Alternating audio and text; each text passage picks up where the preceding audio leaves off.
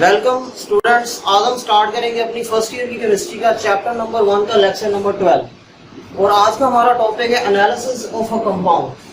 किसी भी कंपाउंड का एम्पिरिकल और मॉलिक्यूलर फॉर्मूला कैलकुलेट करने से पहले हम उस कंपाउंड की एनालिसिस करते हैं। जब तक हम कंपाउंड की एनालिसिस नहीं करेंगे तब तक हम कंपाउंड का एम्पिरिकल और मॉलिक्यूलर फॉर्मूला कैलकुलेट नहीं कर सकते। Before we go into the details of empirical and molecular formulas of a compound, we should be interested to know the percentage of each element in the compound. यानी empirical और molecular formula calculate करने से पहले हम analysis करेंगे और analysis में हम एलिमेंट की परसेंटेज कैलकुलेट करेंगे। एलिमेंट की परसेंटेज कैलकुलेट करने के बाद हम उस एलिमेंट का एम्पिरिकल फॉर्मूला कैलकुलेट करेंगे एंड देन हम मॉलिक्यूलर फॉर्मूले पे आएंगे। और अगर हम एनालिसिस की बात करें तो एनालिसिस की दो टाइप्स होती हैं। First type is qualitative analysis. First type जो है वो क्वालिटेटिव एनालिसिस है। क्वालिटेटिव की मीनिंग होते हैं व्हाट इज प्रेजेंट, यानी जो गिवन कंपाउंड है उस कंपाउंड में कौन कौन से एलिमेंट प्रेजेंट है, इसको हम क्वालिटेटिव एनालिसिस का नेम देते हैं। ये क्वालिटेटिव एनालिसिस की मीनिंग होते हैं व्हाट इज प्रेजेंट। इसकी डेफिनेशन यहाँ पे आपकी बुक में भी लिखी हुई है और यहाँ भी मैंने लिखी है। The analysis in which all the elements present in the compound are first identified is called qualitative analysis। यानी वो एनालिसिस जिस एनालिसिस में हम कंपाउंड में प्रेजेंट एलिमेंट्स को आइडेंटिफाई करते हैं, उस तरह की एनालिसिस को हम क्वालिटेटिव एनालिसिस का नेम देते हैं। क्वालिटेटिव एनालिसिस के बाद हम क्वांटिटेटिव एनालिसिस करते हैं। क्वांटिटेटिव की मीनिंग होते हैं how much is present. Qualitative की मीनिंग थी कि व्हाट इज प्रेजेंट और क्वांटिटेटिव एनालिसिस की मीनिंग है कि हाउ मच इज प्रेजेंट, यानी जो एलिमेंट कंपाउंड में प्रेजेंट है वो कितने हैं, उनकी क्वांटिटी कितनी है, इसको हम क्वांटिटेटिव एनालिसिस का नेम देते हैं।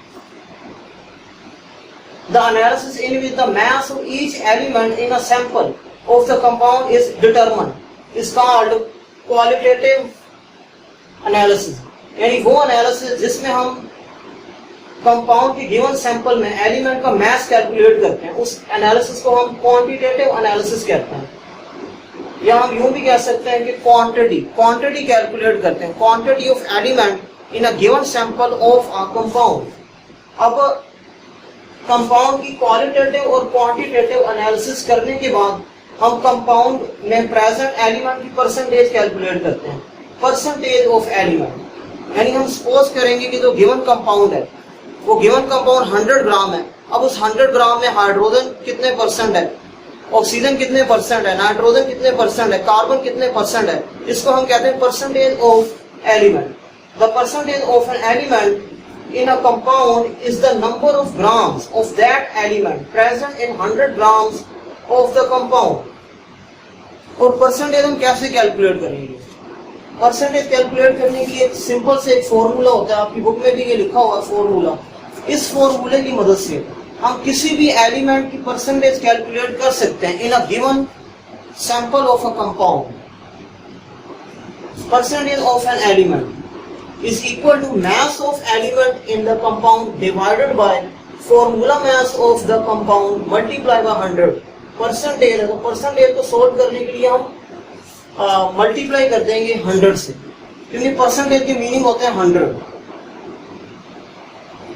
अब परसेंटेज कैलकुलेट करने के लिए हमें उस एलिमेंट का मास पता होना चाहिए और वो जो कंपाउंड है जिस कंपाउंड के अंदर हम एलिमेंट की परसेंटेज कैलकुलेट करना चाहते हैं उस कंपाउंड का मॉलिक्यूलर मास भी पता होना चाहिए। इनकी वैल्यूज इस फॉर्मूले में पुट करेंगे और मल्टीप्लाई करेंगे 100 से और हमारे पास परसेंटेज आ जाएगी। जैसे कि फॉर एग्जाम्पल ये एक कंपाउंड है H2O वाटर, इसका कॉमन नेम होता है वाटर, और ये H2O वाटर का केमिकल फॉर्मूला है। अब वाटर में टोटल हमारे पास 2 एलिमेंट्स हैं, हाइड्रोजन एंड ऑक्सीजन। अब इन बोथ एलिमेंट की हम परसेंटेज कैलकुलेट करेंगे इस कंपाउंड के अंदर। तो परसेंटेज कैलकुलेट करने के लिए हम ये फॉर्मूला यूज करेंगे। जिस एलिमेंट की परसेंटेज कैलकुलेट करनी है, सपोज कि अगर हमने परसेंटेज ऑफ हाइड्रोजन, अगर हमने हाइड्रोजन की परसेंटेज कैलकुलेट करनी है तो यहाँ पे हाइड्रोजन का मास पुट करेंगे, न्यूमिनेटर में हाइड्रोजन का मास पुट करेंगे और डिनोमिनेटर में हम इस कंपाउंड का फॉर्मूला मास पुट करेंगे। इस कंपाउंड का फॉर्मूला मास 18 ग्राम होता है। अब ये फॉर्मूला मैथ्स हम कैसे कैलकुलेट करते हैं, ये आपने अपनी प्रीवियस क्लासेस में यानी 9th क्लास में आपने ये स्टडी की थी इस चीज की कि हम किसी भी कंपाउंड का फॉर्मूला मैथ्स कैसे कैलकुलेट करते हैं। कंपाउंड में प्रेजेंट जो एटम्स होते हैं उन एटम के एटॉमिक मैसेज को सम अप करते हैं। सम अप करने से हमारे पास फॉर्मूला मैथ्स आता है। अब हाइड्रोजन का मैस कितना होता है, हाइड्रोजन का मैस 1 होता है, यहाँ पे 2 हाइड्रोजन है तो 2 हाइड्रोजन का मैस कितना होगा, 2 हो जाएगा। और ऑक्सीजन का मैस होता है 16, तो इन दोनों को सम कर देंगे तो ये 18 ग्राम आएगा। 18 ग्राम इस कंपाउंड का फॉर्मूला मैस है। अब अगर हमने इस कंपाउंड के अंदर हाइड्रोजन की परसेंटेज कैलकुलेट करनी है तो हम यही फॉर्मूला यूज करेंगे। इसमें तो मैस है, mass of element in the compound. इस कंपाउंड में हाइड्रोजन एक एलिमेंट है और उस एलिमेंट का तो मैस है वो 2 ग्राम है। हाइड्रोजन एटम का मैस 1 ग्राम होता है, यहाँ पे 2 हाइड्रोजन एटम है तो 2 हाइड्रोजन एटम का मैस 2 ग्राम होगा और डिवाइडेड बाय फॉर्मूला मैस कितना है 18 ग्राम। इस कंपाउंड का फॉर्मूला मैस 18 ग्राम है और मल्टीप्लाई करेंगे 100 से, तो 2 को हम मल्टीप्लाई करेंगे 100 से फिर डिवाइड करेंगे 18 ग्राम से, तो हमारे पास आंसर आएगा 11.11%। यानी वाटर में हाइड्रोजन की परसेंटेज कितनी होती है 11.11%। इस तरह से हम किसी भी कंपाउंड की एनालिसिस करते हैं। एनालिसिस करने के बाद हम उस कंपाउंड में प्रेजेंट एलिमेंट की परसेंटेज कैलकुलेट करते हैं। इसके बाद हम करेंगे परसेंटेज ऑफ ऑक्सीजन। ऑक्सीजन की परसेंटेज कैलकुलेट करेंगे इन वाटर और यही फॉर्मूला लगेगा। परसेंटेज कैलकुलेट करने के लिए हम ऑलवेज यही फॉर्मूला यूज करेंगे। Percentage of oxygen is equal to mass of element in the compound. Oxygen का मास कितना होता है 16 gram divided by formula mass of the compound. इस कंपाउंड का फॉर्मूला मास है 18 ग्राम, मल्टीप्लाई करेंगे 100 पे, हमारे पास आंसर आएगा 88.88%। यानी कि वाटर के अंदर ऑक्सीजन की परसेंटेज 88.88% होती है। अब मैं आपकी बुक की एग्जांपल नंबर 2 सॉल्व करने लगा हूँ और एग्जांपल नंबर 2 में वो कह रहे हैं कि एलिमेंट की जो परसेंटेजेस हैं वो कैलकुलेट करें। हम एलिमेंट की परसेंटेजेस कैलकुलेट करेंगे वही फॉर्मूला यूज करके। उसी फॉर्मूले की मदद से हम एलिमेंट की परसेंटेज कैलकुलेट करेंगे।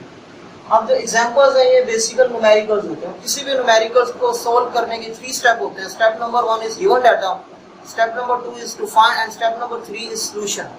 सो फर्स्ट ऑफ ऑल हम गिवन डाटा देखते हैं कि इस न्यूमेरिकल की स्टेटमेंट में क्या गिवन है।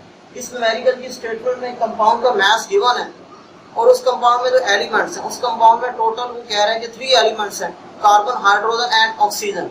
उन 3 एलिमेंट्स, तीनों एलिमेंट के मासेस भी गिवन है और उस कंपाउंड का मास भी गिवन है। कंपाउंड का तो मास गिवन है, mass of a compound is equal to 8.657 gram. ये कंपाउंड का मास है और उस कंपाउंड में ये 3 एलिमेंट्स हैं। इन तीनों एलिमेंट्स के मासेस भी गिवन है। Mass of carbon is 5.2117 gram, mass of hydrogen is 0.962 gram and mass of oxygen is 2.478 gram। Fine हमने क्या करना है, फाइन हमने इन तीनों एलिमेंट की परसेंटेजेस कैलकुलेट करनी है। परसेंटेज ऑफ कार्बन ये हमने फाइंड आउट करना है, परसेंटेज ऑफ हाइड्रोजन ये भी हमने फाइंड आउट करनी है, परसेंटेज ऑफ ऑक्सीजन ये भी हमने फाइंड आउट करनी है। सो इनकी परसेंटेज कैलकुलेट करने के लिए हम सेम फॉर्मूला यूज करेंगे जो अभी हमने इससे पहले किया था। स्टेप नंबर 3 होता है सॉल्यूशन। सॉल्यूशन में हम फर्स्ट ऑफ ऑल इसकी परसेंटेज कैलकुलेट कर लेते हैं, कार्बन की परसेंटेज ऑफ कार्बन। कार्बन की परसेंटेज कैलकुलेट करने के लिए हम वही फॉर्मूला यूज करेंगे, मास of element in the compound divided bye, ये फॉर्मूला मैं यहाँ पे एक दफा लिख भी देता हूँ, परसेंटेज वाला formula, percentage of element is equal to mass of element in the compound divided by formula mass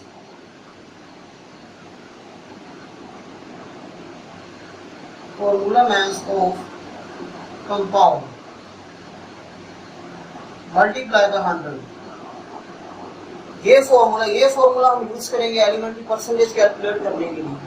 carbon की अगर हमने परसेंटेज कैलकुलेट कर ली, कार्बन एक एलिमेंट है, तो इस एलिमेंट का हम मास पुट करेंगे न्यूमिनेटर में, डिनोमिनेटर में हम कंपाउंड का फॉर्मूला मास पुट करेंगे। कार्बन का मास ये गिवन है 5.217 ग्राम, वो हमने पुट किया यहाँ पे। डिनोमिनेटर में हमने कंपाउंड का मास पुट किया, मल्टीप्लाई करेंगे 100 से। अब हम 5.217 को मल्टीप्लाई करेंगे 100 से, फिर उसको डिवाइड कर देंगे 8.657 से, तो हमारे पास आंसर आएगा 60.26%।